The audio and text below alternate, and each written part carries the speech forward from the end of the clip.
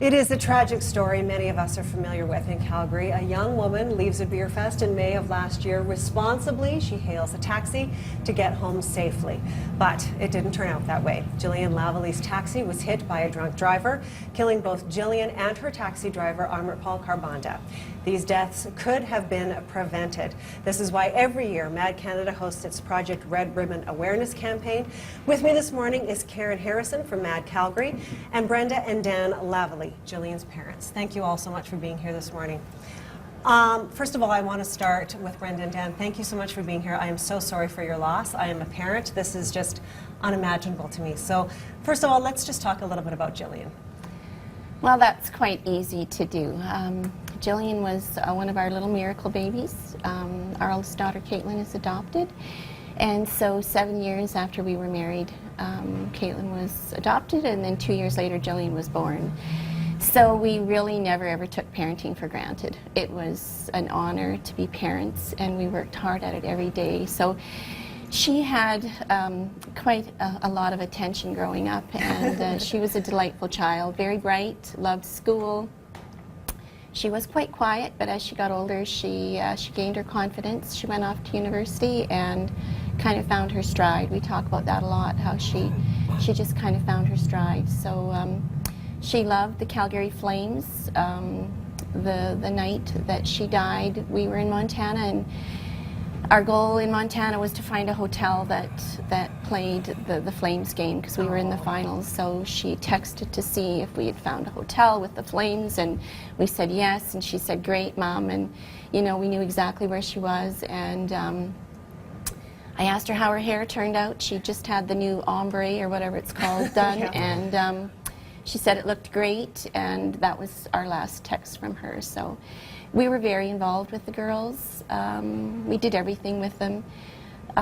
Shopping especially, she loved shopping. She had a great sense of fashion, and all of her friends knew that if they needed any advice, that's where they went. So I that's one thing I was just thinking about, what I missed most, and it's going to the mall with her, and we did a lot of window shopping and so on. I bet you did. So we had a lot of fun together. You did. And so tragically, her life was cut short. Dan, as her father, what do you want people to know about drinking and driving?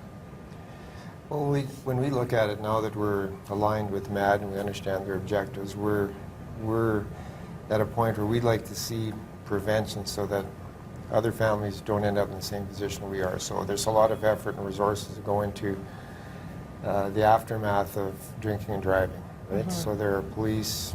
Our whole system is set up for trauma. We'd like to see it prevented, so we're supporting MAD's initiatives to ensure that if we can somehow prevent the accident in the first place, then that's ideally where we'd like to be. We'd like to see zero drunk driving deaths or accidents. That's what we're going to help MAD work towards. Wonderful. Yeah. And part of that initiative, of course, are these campaigns. Karen, tell me a little bit about this year's campaign. So this year is our 29th year of Project Red Ribbon, and we have it around this time of year because it's the holiday season, and it tends to be where we see more accidents, crashes involving impaired driving. The Red Ribbon Project,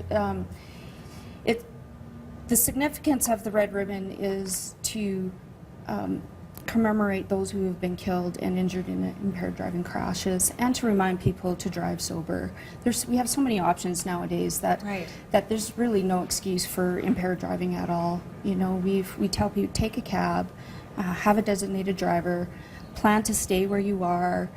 You know, if you can afford to go out and drink or drug, please do that responsibly and plan ahead. Right, as Jillian had done. Absolutely.